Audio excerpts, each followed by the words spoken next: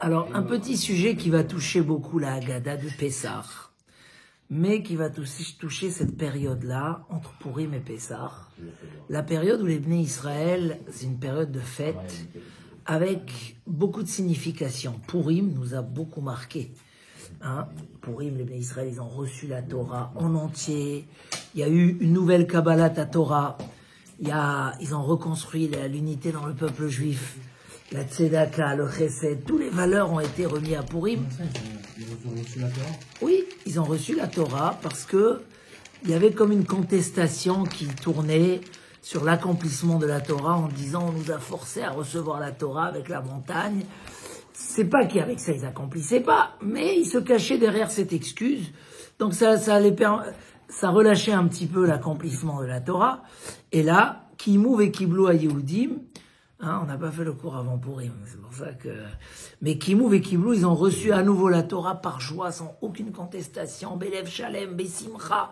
C'est pas la même chose quand tu fais la Torah d'une manière forcée ou Bessimcha. Purim, Pessah, c'est la naissance du peuple juif, où carrément, on va refaire toute notre alimentation, comme si, c'est comme un bébé qui commence à manger un biberon, qu'une poudre de lait maximum, on va démarrer à zéro, on va enlever tout le chametz. Donc c'est une période de construction. Il y a aussi le Haviv, le printemps qui commence, et on sait que Pessah, pourquoi on a fait 2 Hadar cette année? Pour que Pessah tombe toujours dans Chodesh HaAviv, toujours dans le printemps. Shamor et Chodesh HaAviv. Pourquoi? Parce que le Chodesh HaAviv, c'est le moment où le monde se renouvelle, et le peuple d'Israël a ce symbole-là d'être toujours dans la Hitratchut. Toujours se renouveler, toujours évoluer. J'ai posé la question, est-ce que c'est important d'être tout le temps en évolution ou à un moment on peut se dire c'est bon? Alors le Gaon de Vilna nous répond à cette question en 2 mots, mais on va rentrer dans le sujet. Im en ata olema la mala, si tu n'es pas tout le temps en train d'évoluer, al kochach, forcément, ata yored matamata, tu descends. Pourquoi il y a ça chez le juif où il ne peut pas stagner et s'arrêter? Il y a besoin toujours du nouveau, toujours de l'amélioration, sinon il y a une régression. Pourquoi? Pourquoi chez un juif il y a cette chose-là? Dans Parashat Shemini, on parle beaucoup de la kashrut. C'est la paracha de cette semaine. C'est la paracha du kasher. Il faut manger kasher. Tout le kasher sort de la paracha de cette semaine. Je leur ai raconté ce matin qu'il y a 2 personnes qui étaient dans l'avion. Un juif pratiquant, un juif pas pratiquant. Le pratiquant, il a demandé du manger glad kasher, et l'autre, non. Alors à un moment, il lui dit, c'est quoi? Et tout, il dit, parce que je suis juif. Il savait pas que son voisin aussi est juif. Il dit, mais moi aussi je suis juif. Mais qu'est-ce que ça dit d'être juif? Comment on sent qu'on est juif? Il a dit, le jour où tu vas commander toi aussi ça, tu vas sentir que tu es juif. Il dit, mais pourquoi? Il dit, c'est très simple. On va aux États-Unis. Là-bas, la grande marque, c'est Ford. Ford, ils font des camions énormes. Qu'est-ce qu'on met pour que le camion y roule? Diesel, gasoil. Il dit, gasoil. Mais ils ont aussi des voitures de sport. Des belles voitures avec des... Tu peux pas mettre du diesel. Si tu mets du diesel, la voiture, elle roule pas. Là, nous, ça passe pas, ça bloque. Il dit la même chose. Un juif, ce qu'il mange, ça lui permet de se connecter à Dieu, d'avoir les bons caractères, de s'attacher à la Torah. S'il mange du pas kasher, ça bloque les moteurs. Il n'y a plus de connexion avec Akadosh Baruch Hu. Mais ça, c'est que le juif qui a une neshama. Alors, j'ai vu une explication comme ça. Et ça va dire pourquoi mettre un juif est particulier. Et il ne peut pas se contenter un jour de dire stop, ça suffit. Tout le temps, il y a besoin, comme il dit le roi Salomon, Orachaim lemala, vers le haut. C'est pas que nous, nos enfants aussi, la famille aussi. Même si, comme on l'a dit tout à l'heure, faut avancer les hâtes. C'est quoi les hâtes? En fait, nous expliquent les Sfarim, un juif est fait d'un corps et d'une âme. Gouf ou neshama. Et l'âme, elle a sa partie, pas que sur l'âme, mais même sur le corps. Shabbat, on va faire des kiffs et on va sentir quelque chose de spirituel. On voit par exemple dans la paracha de la semaine dernière qu'un goy ne peut pas amener un korban shlamim. Un goy peut amener qu'un korban ola. C'est quoi la différence entre un korban shlamim et un korban ola? Ola, tu le brûles entièrement au ciel. Shlamim, tu manges une partie du korban. Le goy ne sait pas c'est quoi partager matériel et spirituel. C'est ou totalement vers le ciel, ou totalement spirituel, ou totalement matériel. Le juif, essentiellement sa force, grâce à la Torah, c'est cette association. C'est que tu vas manger un bout de steak à Pessah, le korban Pessah. Magnifique morceau de steak qu'on a préparé, machin. Et tu fais une avodat Hashem extraordinaire. Et là, ça a une influence sur toute notre vie, sur notre façon de voir la vie. Si je vois la vie avec l'œil physique, il y a beaucoup de choses qui ont de la valeur. Mais si je vois la vie avec l'œil spirituel, alors la vie, elle a complètement une autre dimension. On voit, il ramène le Rav Mibrisk, et je vais toucher à la Haggadah de Pessah. Il ramène le Rav Mibrisk qu'il y a un passouk très bizarre dans la Torah, où Dieu il parle à Moshe de dire au Béné Israël et à Paro, Léotzi et Béné Israël me'eretz Mitzrayim, de faire sortir les Béné Israël d'Égypte. Dit ce passouk ne peut pas se comprendre. Paro peut faire sortir les Béné Israël d'Égypte, mais les Béné Israël ne peuvent pas se sortir. Un esclave qui se sauve d'Égypte, ça n'a jamais existé. C'était fermé de fermé, c'était impossible. Alors ça veut dire quoi, Dieu au Béné Israël de sortir d'Égypte? Il explique en fait que quand on était en exil, ou quand un homme est en exil, il y a deux exils. Il y a l'exil du corps et l'exil de l'âme. Les Bnei Israël, avant qu'on les libère et qu'on les rende libres du corps, fallait qu'ils se fassent sortir de l'exil spirituel, de l'exil de l'âme. Il y a comme ça, et rappelez-vous tout ce que je vais vous dire sur la Haggadah, la Gemara dit que quand on commence la Haggadah, après les questions de Manishtana, il faut parler Gnout et Shevach. Il faut parler de notre situation qui n'était pas belle. Gnout, c'est la critique. Et après, raconter comment Dieu nous a fait sortir du mal au bien. Donc, comment on raconte le négatif et après on passe au positif. Il y a deux avis dans la Gemara, Rav et Shmuel. Rav, il dit, d'abord tu commences Avadim Aïnou les Paro. On était esclaves, on était serviteurs. Hein? Le peuple juif était un peuple esclave.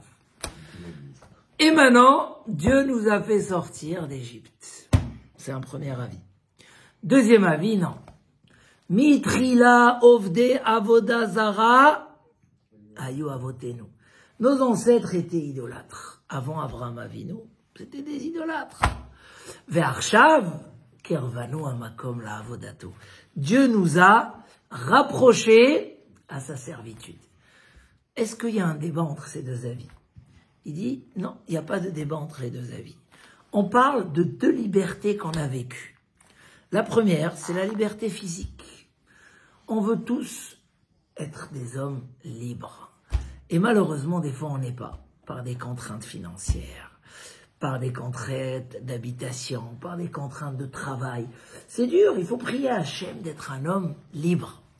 Et ça, c'est la première chose. Tu racontes qu'on était esclave et tu racontes que Hachem t'a libéré.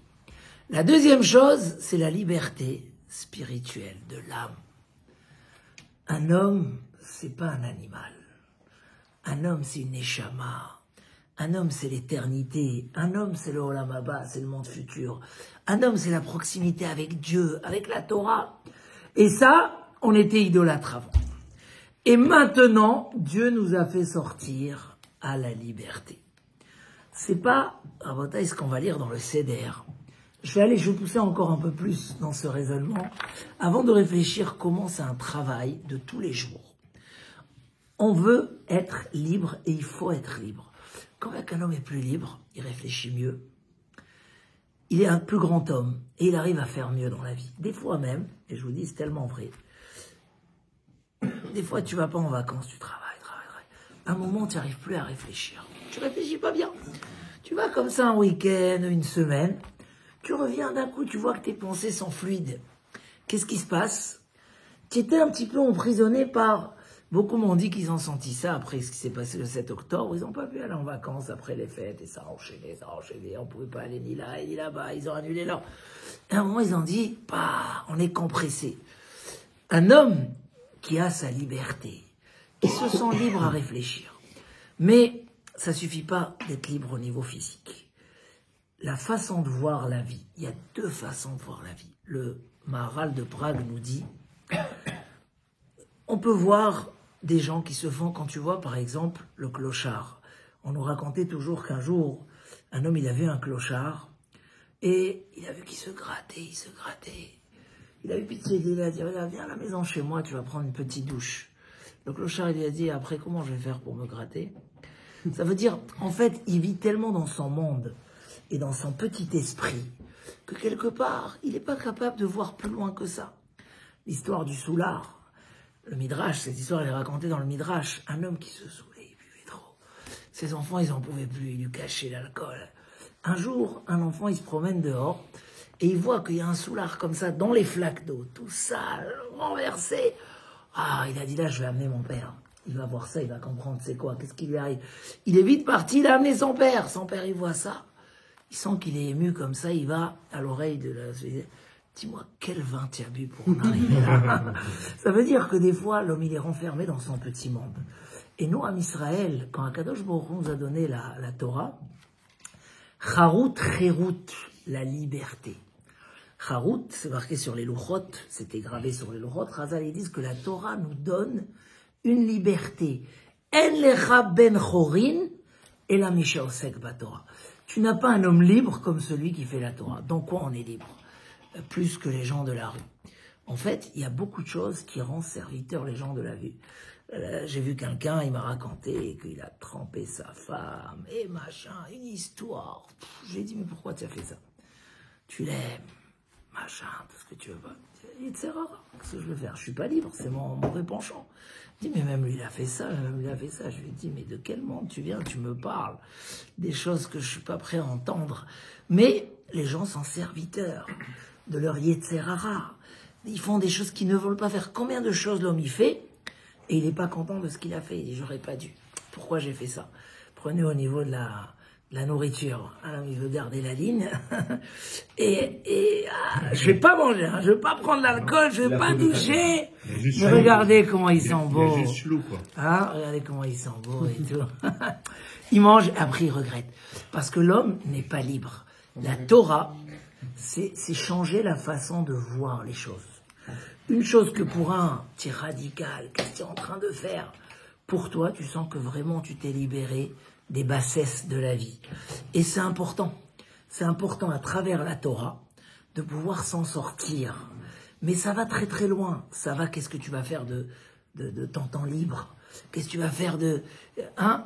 J'étais en Israël, là, j'ai fait un petit corps. Quelqu'un, il me dit, ouais, le Rav, je sais plus c'était quel Rav, il a parlé de ceux qui sont dans toute l'avion, ils n'arrivent pas à dormir, et tout l'avion, ils jouent à des jeux. Et il dit, le Rav, il était assis à côté de moi dans l'avion. Je lui ai dit, vous avez parlé de moi. Il me dit, et le Rav, il leur disait, mais tiens, comme ça, 8 heures de libre, peut-être tu peux faire des trucs qui vont te... Alors, ça touche plein de sujets dans la vie. Est-ce que tu es libre de te lever le matin et de démarrer une journée Bessimcha par une tfila, par les tfilines, par la tfila Betsibour? C'est, quand l'homme il le fait, il sent que c'est une liberté. Quand l'homme, avant que l'homme il le fait, des fois il regarde les gens comme si qui sont... Ah, est-ce que je vais me prendre la tête tous les matins, me lever, prendre ma voiture, aller à la synagogue, etc. Et nous dit le Maharal de Prague, la liberté... Au-delà de la liberté physique, qui est très importante, un homme il a besoin de se sentir libre. Il dit l'homme c'est comme, il y a le cheval et le cavalier. Le corps, c'est le cheval. Le cheval, il veut aller n'importe où, il veut courir, il veut descendre dans les ravins, il est dangereux, le cheval. Mais qui c'est qui gère le cheval? C'est le cavalier. L'homme, c'est le cavalier qui arrive à voir les dangers, qui arrive à voir c'est où le droit chemin, c'est lui qui sait mettre le GPS, voir où arriver. Si tu laisses le cheval rouler, il t'amène n'importe où. Tu te retrouves dans la cata, une vie de déception, alors que la vie peut être une vie de bonheur. Chaque seconde un bonheur. Le Klal Israël, c'est chaque seconde un bonheur. Pour ça, quand on parle de Pessah, de Chag HaChirut, la fête de la liberté, quand on sort de Purim où ils ont été libérés, elle dit la Gemara, pourquoi on ne fait pas le Hallel à Purim? Pourquoi on ne fait pas le Hallel à Purim? On aurait dû. Alors, trois réponses dans la Gemara. Ou que la lecture de la Megillah, c'est à la place du Hallel, c'est le Hallel, la Megillah. Ou que on est encore esclave d'Achashverosh. On est encore esclave d'Achashverosh. Donc on n'est pas vraiment sorti. Physiquement, on n'a pas eu notre liberté à Purim. Mais Purim s'arrête la fête la plus joyeuse. La fête où les Bnei Israël, ils ont pris sur eux. Par amour à Dieu, ils ont pris. Parce que il y a eu la liberté spirituelle. Ça, ce qu'ils étaient emprisonnés, le festin d'Achashverosh, l'influence de Nabucodonosor, le relâchement des mitzvot, tout ça, ils ont senti que ça leur a coûté très cher. Donc quand ils ont fait Teshuvah, c'est quoi la Teshuvah? La Teshuvah, c'est retrouver son bonheur spirituel en se libérant de la captivité du cheval qui veut continuer à gérer la route. Et regardez par exemple Shabbat. Qu'est-ce qu'on dirait nous? Shabbat, c'est un bonheur, c'est une contrainte ou c'est une charge? Shabbat, c'est un bonheur. Shabbat, c'est un bonheur. Mais quand tu dis à quelqu'un il faut faire Shabbat, qu'est-ce qu'il faut lui dire? Il est où Yoshua? Il est parti. Est-ce qu'il faut lui dire assourd de toucher le téléphone Shabbat? Assourd! Ou bien il faut lui dire, tu sais, le bonheur d'être libre de son téléphone. Aïe, aïe, aïe. Des fois, on n'arrive plus, la tête ne fonctionne plus. Le bonheur, c'est le bonheur de ne pas prendre la voiture Shabbat. Ça y est, oh là là.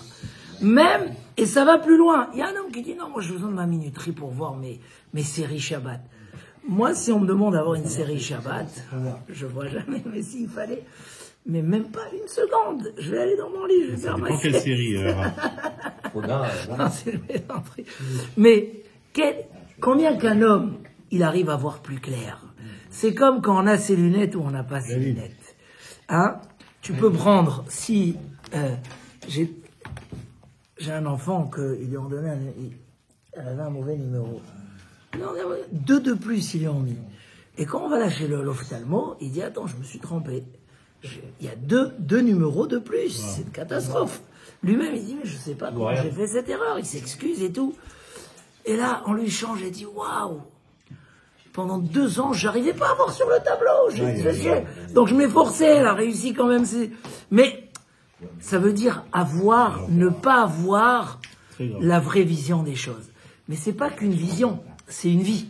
C'est, est-ce que tu es capable de vivre quelque chose que tu comprends et que tu vois différemment? La même chose. Pour l'un, c'est une contrainte. Pour l'autre, c'est le bonheur. L'un, il arrive à voir le secret de la Torah. Qu'est-ce qu'elle cache comme bonheur derrière ce qu'elle t'a interdit, le téléphone? Alors, ce qui est difficile, c'est la cigarette Shabbat. Mais comment on peut voir ici, comment on peut voir ce bonheur? Mais combien que tu augmentes de niveau, tu comprends que même quelque chose qui peut être une difficulté, mais quand tu l'as fait pour Akadosh Baruch Hu, tu montes à une autre dimension. Tu vois, comment il dit Shlomo Ameler, ne parle pas beaucoup. Il y a le mérite et il y a que tu arrives à comprendre après. Parce que le Gaon de Vilna, je l'ai expliqué la dernière fois dans le cours, le Gaon de Vilna, il dit, quand la Torah, elle a interdit une Melacha Shabbat, qu'elle a compris que cette Melacha, elle te fait sortir de toi-même. Elle te déconcentre de ce que tu dois être. Et Shabbat, Al Yetse Ish Mimekomo, un homme ne sort pas de son endroit.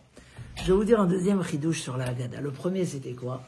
Pourquoi on dit le gnout et le shvach, la critique et la liberté 2 fois parce qu'on a eu 2 libérations. Une libération physique, hein, liberté du gouffre. Il y a comme ça, c'est marqué Bechol amarbe les saper bitziat mitzraim hareze meshubach. Tout celui qui raconte le soir du Seder, il arrive à raconter à ses enfants la sortie d'Égypte. Hareze meshubach, c'est un homme de qualité, c'est un homme qui mérite des louanges, parce que meshubach en hébreu, ça a 2 définitions. Ou meshubach, c'est un homme de qualité, hein. Meshubach, tu dis, ah, ça c'est des olives, meshubach. Ou bien shevach, c'est des louanges, c'est un homme qui... Pourquoi celui qui s'excite dans l'histoire, il est meshubach? Alors, il raconte comme ça, c'est une parabole qui est ramenée, qui est très connue sur le soir du Seder, racontez-la à vos enfants. Il raconte qu'un jour, il y a un homme comme ça qui était très pauvre. Et à cause qu'il était pauvre, il n'a pas fait d'études, il n'a pas appris à lire et à écrire, etc. Et voilà qu'un jour, il a gagné comme ça, un coup de chance. Il a gagné beaucoup d'argent, il a commencé à avoir des affaires, mais il était intelligent. Il a dit, plutôt que m'occuper que de mes affaires, je vais apprendre à lire et à écrire. Il a pris un prof qui lui a appris même les sagesses et la Torah, etc. Et en même temps, et lui, chaque année, il fait un anniversaire aux gens de sa famille. Hein, le jour où il a gagné, où il s'est enrichi, comme ça, anniversaire, des cadeaux, machin. Et voilà que malheureusement, la roue, elle tourne. Et la roue, elle est repassée sur la crevaison, et il a tout reperdu. Et donc, sa famille attendait voir s'il refait la fête. Et il a refait la fête. Et il a trouvé des cadeaux, il s'est débrouillé. Maintenant, un enfant, il se lève, il dit, papy, pourquoi on fait la fête? On a tout perdu. Il dit, non, j'ai tout perdu, matériellement. Mais spirituellement, vous voyez pas, je sais ouvrir des livres, je sais étudier. Et ça, c'est le plus gros cadeau au monde. L'argent, ça vient, ça part. Mais ma sagesse, alors, il dit, c'est ça. Nous, on était en Égypte, on est sortis, mais on est encore en Égypte. Qu'est-ce qu'on va faire, hein? Et encore on sent l'antisémitisme, et encore on sent... De quoi on va raconter le soir du Seder? Oui, mais on a reçu quelque chose. Qu'est-ce qu'on a reçu? La Torah. On est devenu le peuple d'Israël. Celui qui est capable de comprendre que la liberté morale, spirituelle, intellectuelle, elle est plus importante que celle de la physique. Et que malgré qu'on a perdu celle du corps, il arrive, il est heureux, il est excité, il raconte. Ça, c'est un homme de qualité. Un homme qui sait voir. Le monde de la Teshuvah aujourd'hui, Baruch Hashem. Alors, c'est vrai que le 7 octobre, il a déclenché une Teshuvah, mais dommage qu'elle est limitée. Mais chez beaucoup de gens en Israël, il y a eu une vraie Teshuvah. Je lis des histoires, des gens qui ont été sauvés, à pleurer des fois des histoires, comment ils ont été sauvés, mais ils racontent comme ça qu'un fils de chassid, il a grandi dans une cour chassidique, mais malheureusement, il a tourné du chemin, il a coupé ses péotes, machin, et il est parti à cette soirée de Simchat Torah, à la rêve partie. Et tellement il avait l'angoisse, il dit, mais comment, moi j'étais chassid, que avant la veille, il a pris la voiture, il est parti au mikvé à Netivot. Il est parti, c'est le mikvé, il est revenu. Mais il est revenu pour faire les dents. Et le matin, d'un coup, boum, ça commence à éclater de partout. Il raconte que il a pris la voiture, il s'est sauvé à droite, à gauche, ils sont allés dans des champs, il dit, ça tirait de tous les ans. Il dit, il a été sauvé. Il dit, mais je sens, la première réaction que j'ai eue quand j'ai entendu que ça bombarde, il dit, c'est Simchat Torah, qu'est-ce que tu fais là? Et en fait, l'histoire là-bas, vraiment, ça donnait des larmes de dire, il a dit, ça m'a ramené à la Teshuvah. C'est quoi la Teshuvah? La Teshuvah, c'est tout simplement, je vois la vie d'une autre façon. Ce que je vois, je vois la vie d'une autre façon. Hein? Ce que pour moi, c'était dur, c'était une contrainte. Ce que pour moi,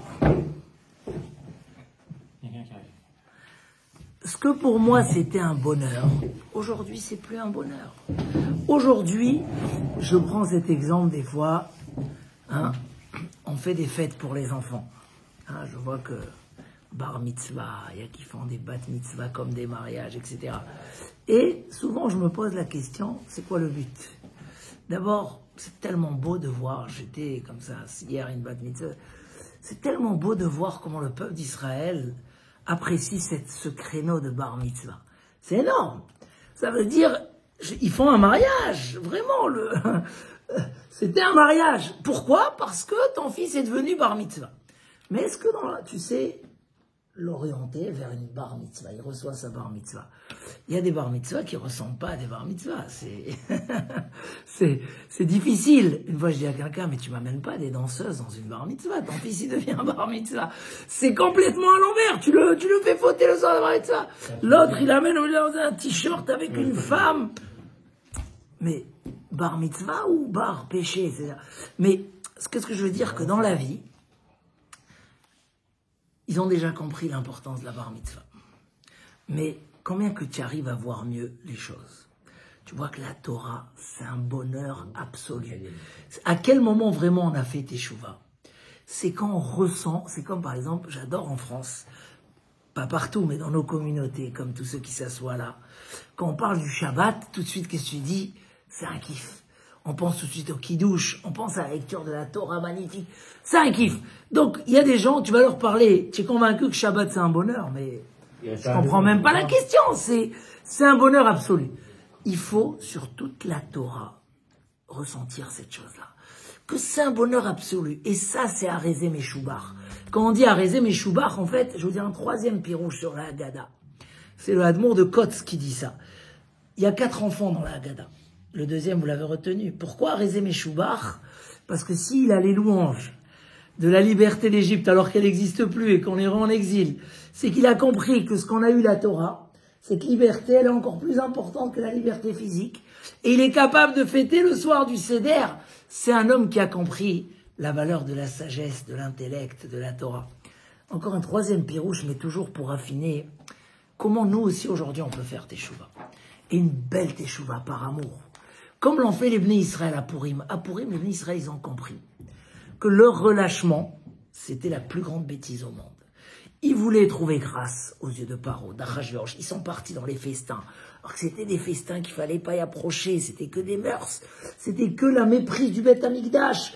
Il fallait pas approcher. Il fallait pas aller se prosterner à l'idole. Ce relâchement leur a coûté que des galères. Et la fermeté de Mordechai et Esther, de ne pas se prosterner, de rester. Esther, elle n'a pas dévoilé son identité. Elle a continué à garder Shabbat, Nida, Kasher dans le palais du roi, alors que c'est la reine de 127 pays. Aujourd'hui, la reine d'un petit pays, le plus petit au monde déjà, ça y est, elle était la reine. Elle n'a pas, qu'est-ce qu'on dit dans la Megillah? Vet Mahamar Mordechai Esther Osa, Kasher Aïta, Beomnaïto, identique. Chazal, il disait, continuez à garder Kasher, Shabbat, Nida. Il faut être convaincu. Alors le fils, dans les 4 enfants, on va parler des 4 enfants qui posent leurs questions. Il y a 4 enfants qui posent leurs questions et qui disent Ma avoda azot lachem. Le rachat, il dit c'est quoi ce que vous faites ce soir? Il n'est pas d'accord. Qu'est-ce qu'on répond au rachat, Gary? Casse-lui les dents. Tu te rappelles de ça? À Ketchinav. Casse-lui les dents et dis-lui, si toi tu étais en Égypte, tu ne serais pas sorti d'Égypte.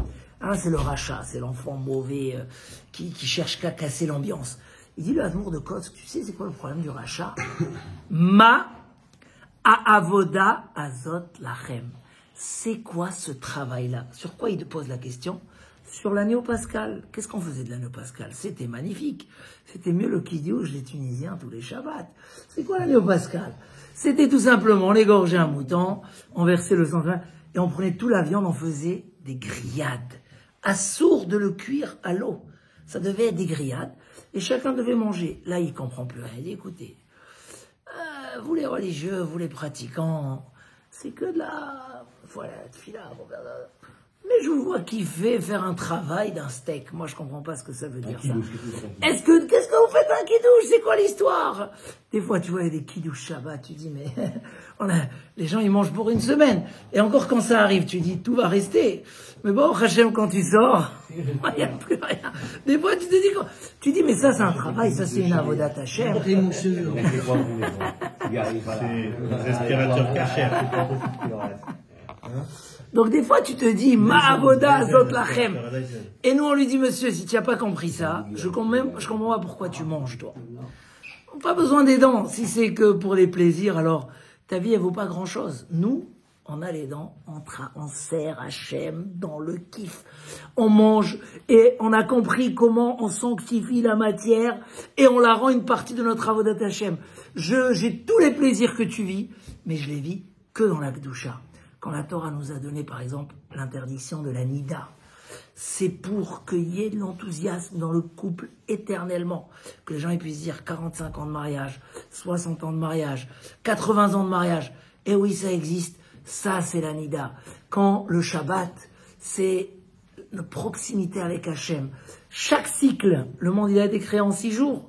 La matière elle a été créée en 6 jours. 6 jours, on s'occupe de la matière. Le 7e, c'est ce qui bénit les 6 jours. Le Roi Chaim Akadosh, il dit, quand tu arrêtes Shabbat, c'est ce qui donne de la consistance à tout ce que tu as fait pendant la semaine.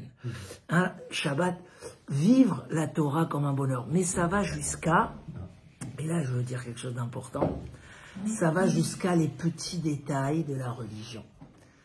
Chacun il sait où il n'est pas prêt à avancer. Hein, où il n'est pas prêt à avancer. Il y a des choses qui sont interdites, mais c'est pas pour moi. C'est pas pour moi. Ya Baruch Hashem, Baruch Haba. Fais Netila, commence par faire Netila. Netila. Moi, je peux pas, moi, je... Merci, non, bonjour, Axel. Rabotaï. On a tous commencé un élan, et comme vous avez dit, Baruch Hashem, tous sont Shomer Shabbat. Magnifique. Tous respectent le kasher. Mais, attends, on finit dans quelques minutes. Ouais. Après, on fait questions-réponses. Juste, je finis là. Moi, les questions, tu réponds. Mais Khila, Pour 30 minutes, j'ai dit, je non. Qu'est-ce que tu fais? Shabbat, elle va continuer 25 heures. Ce que je veux dire, que chacun peut acquérir les vraies lunettes de la vie, la vraie vision de la vie et le vrai bonheur. Et des fois, on se contente des grandes règles. Quand tu achètes une voiture, on te vend des options. Et les options, des fois, tu les as même pas demandées, mais le jour où tu apprends l'option, hein, dis Siri, appelle-moi, machin, dis Siri, envoie un message à un tel, tac, tac, tu dis à ta voiture, fais ci, fais ça. Au départ, mais à un moment, on voit qu'il y a des options qui peuvent changer tout. Pachout, ça change tout. Très, tout simplement. Moi, quand j'ai acheté ma voiture, je lui ai dit, calcule bien qu'elle rentre au Beth Midrash. Parce que, il m'a fait un calcul, il m'a dit d'accord. Mais quand on l'achète, c'était juste, sauf qu'il n'a pas calculé que les rétros, c'est très large. Comment on fait? Ah oui, il a trouvé que si on appuie, les rétros, ils se plient. C'était pas marqué dans les options, mais, et grâce à ça, j'ai pu la garder, j'ai pas besoin de la changer. Des petites options. La teshuva, il faut pousser. Il faut pas s'arrêter, Rabotai. C'est pas une question. Quand j'ai posé la question, est-ce qu'il faut évoluer plus ou pas? C'est sûr qu'un homme doit tout le temps évoluer, c'est ce qu'on fait. On va à des cours de Torah, on fait les tfilotes, etc. Mais évoluer dans son niveau. Il y a encore beaucoup d'options qui sont très importantes parce que les finesses, ça joue beaucoup. Des fois, ces petites choses qu'on considère, bon, c'est péché, mais c'est pas pour moi. Ça, c'est bien, mais ça me chauffe pas. Et ça, on peut progresser. Et moi, je vois mettre des élèves à moi qui ont fait tchouva. Je vois, et je vais vous dire, qui sont allés jusqu'au bout. Jusqu'au bout. C'est un autre cours. Qui sont allés jusqu'au bout. Et j'ai pas envie d'amener d'exemple. Qu'est-ce que ça veut dire jusqu'au bout? Ça peut être délicat. Ça peut être délicat parce qu'il y a des gens qui vont dire non, ça c'est fanatique, ça c'est trop, ça c'est pas machin, etc. Mais chacun peut savoir c'est quoi les choses qu'il n'a pas encore pris sur lui. Et malheureusement en France, je vois, et on parle maintenant Ben Géoula, les Géoula, les gens ils s'arrêtent quelque part. Et des fois les choses qu'ils laissent, c'est des choses qui sont assour minatora. Des fois, c'est des choses qui peuvent nous éloigner d'Akadosh Baruch Hu. Des fois, c'est un petit peu de gasoil dans une voiture essence. Ça lui perd son élan. Tu as mis 80% d'essence, mais tu as mis 20% de gasoil, c'est pas purifié. Et chez l'homme, ça touche à des finesses qui peuvent avoir des valeurs énormes, qui peuvent nous faire des choses extraordinaires. J'étais, par exemple, j'ai parlé des bar mitzvot. J'étais à une bar mitzvah de quelqu'un qui a fait tchouva avec moi, qui est devenu très... Et sa bar mitzvah, elle était merveilleuse. Parce que d'abord, voir le bar mitzvah, oh, chaque chose, prière, machin, je veux faire plus, je vais commencer à étudier ça. Voir sa motivation, c'était une merveille, vraiment. Toute la soirée, tous les événements, tout était dans la Gdoucha. Et je me suis dit comme ça, mais c'est pas comme ça que je l'ai connu. Mais chacun ici, c'est quoi ces exemples? Raffinés. Il y a des gens, ils te disent, moi je respecte la Nida, mais j'ai un seul lit. Bon, ça c'est compliqué, etc. Est-ce que tu penses tous les jours si tu peux avancer dans ça aussi? Parce que dans le Midrash, il y a un Midrash très très fort sur ça, qui parle des lits, et qui dit des choses très importantes qu'on ne peut pas dire en public, mais qui parle de ça. Des fois, tu vois dans les ségoulottes, les gens me disent, moi je suis parti chez ce Rav, il m'a dit, si tu veux la Yeshua dans ton problème de Parnassa, faut que tu fasses attention à ça. Et du jour au lendemain, je vois sa femme avec la perruque, je dis, mais comment tu as réussi? C'est pas facile. Hier, j'ai vu quelqu'un de Sneout, je lui ai dit, je sais que tu as fait tchouva. Hein? Je lui ai dit, je sais que tu as fait tchouva, mais que ta femme, elle est devenue Tsnéout. Elle a dit, non, mais non, on a été bien éduqués, tout. Je lui ai dit, c'est la chose la plus dure dans la tchouva. C'est la Tsnéout chez la femme. Et je parle pas des cheveux. Pour ça, je veux pas amener d'exemple, parce que je veux pas pousser le clou trop fort. Mais il m'a dit, non, parce que le Rav, il nous a dit, ma femme, elle a dit, quoi, ça va nous amener la bracha, on aura le parnassa. Ça y est, elle a mis. Et depuis qu'elle a mis, elle a plus enlevé, je sais pas si la parnassa s'est arrangée. Mais qu'est-ce qu'on a besoin qu'un Rav nous dise, un kabbaliste ou un Rav qui te dit, la Torah. Ce que la Torah a dit, c'est que de la bracha. Il faut qu'on ait une confiance absolue. Après, comme on a dit, le léat, il existe. Mais si on a pris la route, si tu veux que ta voiture arrive à la montagne, léat, et tu n'as pas pris la route, tu n'arriveras jamais.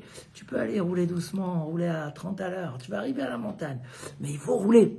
Ça veut dire garder l'ambition d'avancer. Et il y a des gens qui me racontent que ce passage-là, à des choses où la femme, elle n'arrive pas à faire, etc., à des choses difficiles, c'était presque une bracha du ciel. Lui, il a gardé, il a continué à motiver. Il n'a pas forcé Chazvé Shalom. Shalom Baï, doucement. Il a pas... Mais Akadosh Baruch Hu lui a donné. Vraiment, je peux vous raconter des histoires. Les gens, ils m'ont dit, comment on a raffiné les 100% d'essence et pas de diesel. Comment on a raffiné que la Gdoucha à la maison? C'est parce que nous, on n'a pas lâché. La femme, elle a senti qu'on a très envie.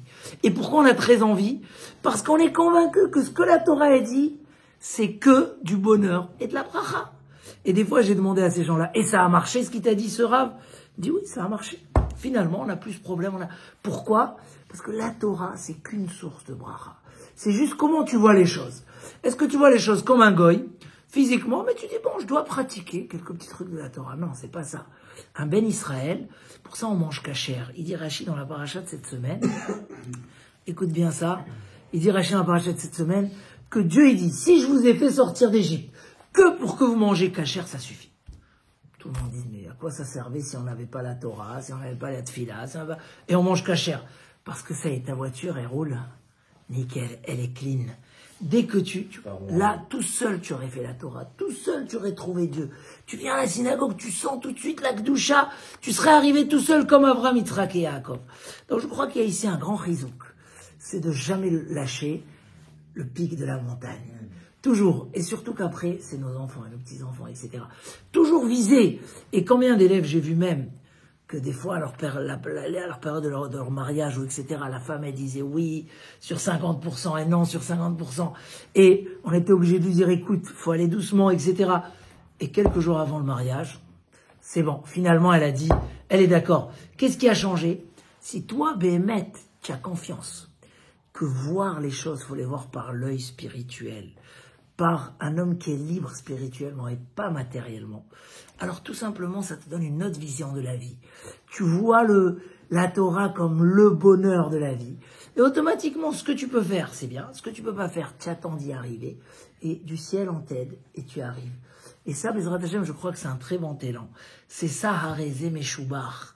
Harézé Meshoubar, c'est quelqu'un qui a compris que il va profiter de la vie et il va sanctifier la vie dans la Avodat Hashem, dans le bonheur, dans le plaisir, être convaincu que une parole de Torah, c'est une parole de bonheur. Il dit comme ça, je termine avec ça, comme ça soit pas, pas trop retardé. Non, mais après, on va faire question-réponse. Il dit comme ça que il y a deux sortes de mitzvot. Il y a des mitzvot que la logique les impose. Faut pas voler, faut pas faire du mal. Et là, un homme, il peut pas dire, moi, j'aurais aimé voler, mais Dieu, il m'a interdit. Non. Il dit le Maïmonide, sur les mitzvot qui sont logiques, comment il faut dire? J'aime pas voler, j'aime pas. Mais sur les mitzvot qui n'ont pas de logique, par exemple, manger charcuterie, voilà, pas cachère. Un homme, il a le droit de dire, moi, j'aurais bien aimé manger, mais Dieu, il m'a interdit, je respecte Dieu. Presque même, c'est marqué, tu dois dire comme ça. Il dit, mais comment un homme qui va dire, moi, j'aurais aimé manger du pas cachère, il risque un jour de manger. Il dit, non, même quand on te dit que tu peux dire, moi, je l'aurais fait, mais aujourd'hui que Dieu, il m'a ordonné, ça n'existe pas que je fasse contre. Parce que je suis convaincu que faire contre le conseil divin, c'est le plus grand malheur qui peut exister au monde. À tel point que même si je rejette pas, si je dis pas, j'aime pas voler, non, oui, j'aime pas voler parce que c'est mauvais, moi j'aurais aimé manger, mais ça veut dire qu'il faut qu'on soit tellement convaincu dans ce bonheur spirituel que finalement on veut arriver jusqu'au bout. Et on arrive jusqu'au bout. Et c'est ça la fête de Pessah. Travailler, de devenir un homme libre de sang, etc. Quand je fais quelque chose, je sais, je vis pas toute ma vie en contradiction et en culpabilisation et j'ai fait ce que je devais pas faire. Non, Baruch Hashem, j'ai fait parce que la Torah m'accorde de le faire et j'ai trouvé mon bonheur dans ce que la Torah m'a ordonné de faire.